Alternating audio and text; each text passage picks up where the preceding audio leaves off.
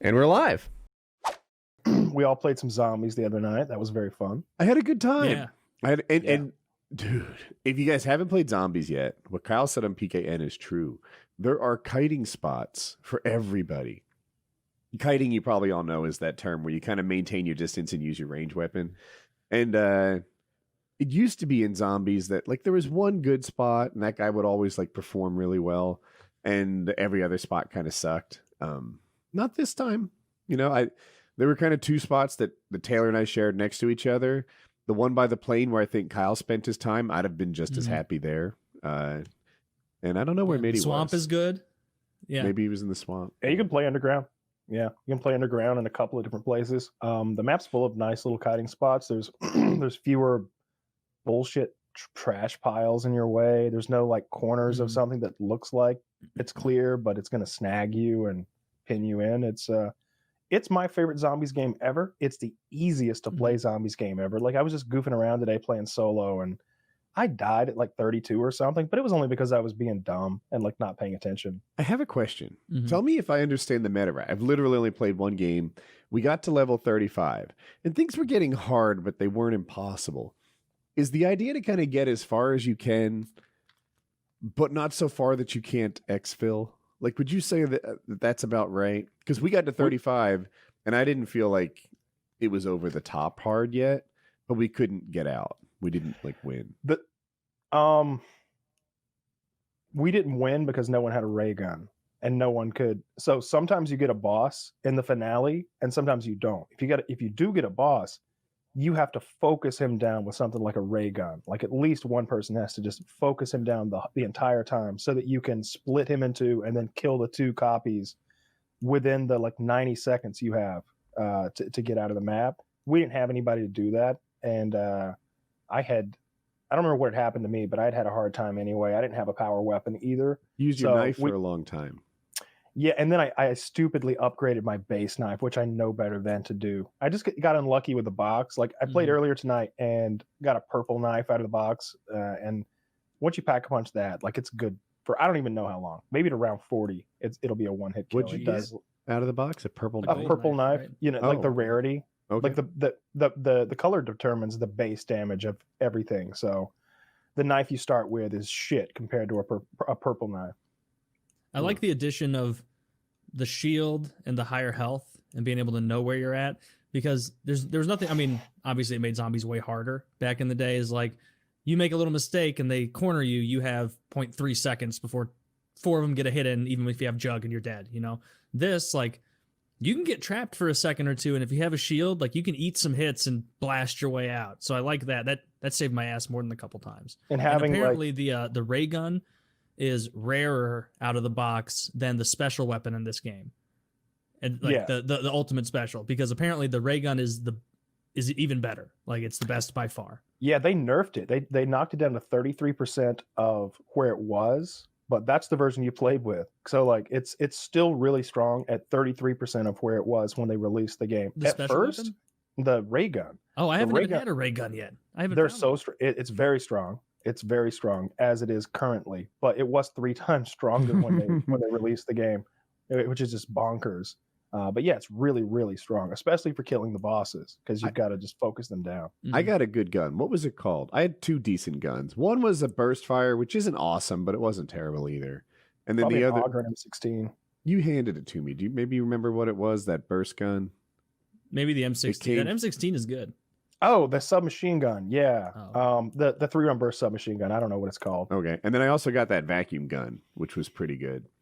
Yeah, that's the best. That's the best gun in the game, if you ask me. That thing, it's infinite ammo, and it just destroys everything in front of you. That thing's great. The infinite ammo thing would be a lot more appealing in the old zombies, but now once you get to level 35, like I think I had like 60,000 points or something, I could just spend 10 to totally refill it. You know, if I wanted to. So well, I need, it's appealing. I don't want to be spending money on, you know, my goal is to get a good secondary weapon to the vacuum gun, and not having to ever buy ammo sort of facilitates that. Those points that would have been spent on ammo occasionally are really nicely spent on the box to get a ray gun or to get like a very rare knife or a very rare shotgun or something like that. Then I can triple pack a punch with even more points that I've saved from not having to buy ammo. And I went down a couple of times, and it was my first game, and I was able to get back up and buy all my perks almost every time. And it didn't really occur to me, right, I'm not buying ammo really. I'm just using the vacuum gun. Yeah, the pack-a-punch ammo is like 2,500 a pop. So it can get out of hand with certain 5,000 weapons. if you're all the way upgraded. Maybe so, yeah. I really like the pump shotgun, upgraded all the way. That thing's nuts. The one off the probably my wall? favorite. No, No, that's that's not semi. fully auto. Yeah, or semi. But I don't buy wall guns at all because they're just common rarity. I only use the box because I want to get a purple or gold weapon. It's just That the one, base damage is just light years higher.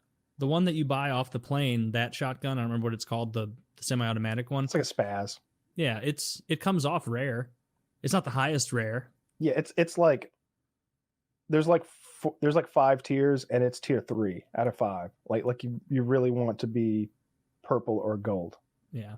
I mean, it was good once I upgraded it all, but I guess you're right. That cost a lot of money to pump it up that much. It Like was probably fun. 50,000. And I don't, so I forget, we played as zombies maybe 2-3 years ago, and there was a lot of ordeal to sort of open the map. Now, in this one, I didn't do it, so I can't say how easy it is exactly, but it seemed to be no trouble. It was just like whatever. Super easy. Yeah. I don't know. People weren't spending a lot of time just doing weird bullshit to play the game. Well, Minnie knows how to do everything, so he's doing everything for us just about. I know how to do like 75% of the stuff. Like turning Pack-a-Punch on is easy. Turning the power on is easy. Like I can get the first 2 variants, upgrades for the Wonder Weapon really quickly and easy. I don't know how to do the second 2 yet. I need to watch a video or get somebody to walk me through it. I can do the Easter egg where the zombies all do the coffin dance. That's super duper easy.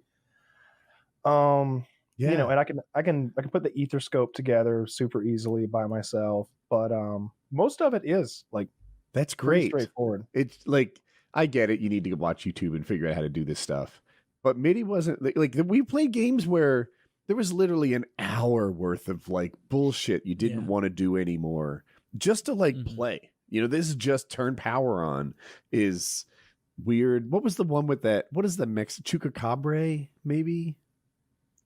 I don't remember. Well, the Mexican goat sucker known as the Chupacabra. Yeah. Wasn't he in one of the zombies or something? I don't know. We used to play. I don't even remember what the last map was we all played together before this. I don't either. The high altitude.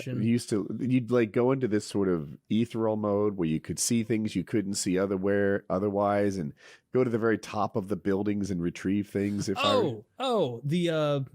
The one where you're like the gangsters trying to escape from Alcatraz. Oh, Alcatraz. I don't remember what that's called. I don't think that's it. Because that's the one where you like hit the electric ball or something, and then it's like you're the Spectre ghost, and you have to run around and shoot zapping things. Yeah, zapping stuff. That was a map that was not easy to kite on at all. It was like you had to run people around the entire building, if I recall. But that was also cool because you could actually win. Like you could get on the little biplane and fly out and survive. Yeah, you can win this too. We should try to like beat it because I don't think either of you have seen like the final Easter egg and how to beat the game. I haven't. I'm down to do that. How long? What level do you have to get to fully beat it? You could probably knock it out by level 20 if you focused it down. Like basically, there's a machine on the inside of the building and it has 4 arms, and you shoot each arm with a different iteration of the power weapon. You know, the vacuum gun, the dye. Ice, poison, fire, and electricity. And when you do that, it opens up, and then you lure one of the bosses into it, and he gets sucked into it, and he reforms as a sentient version of that boss. And he's like, how did I get here? What am I? Then you get him to literally tear the name of the map is The Machine, D Machine. And so you get him to tear the machine apart, which is like that whole area around Pack-a-Punch, and he tears it apart with his bare hands while you defend him from hordes of zombies.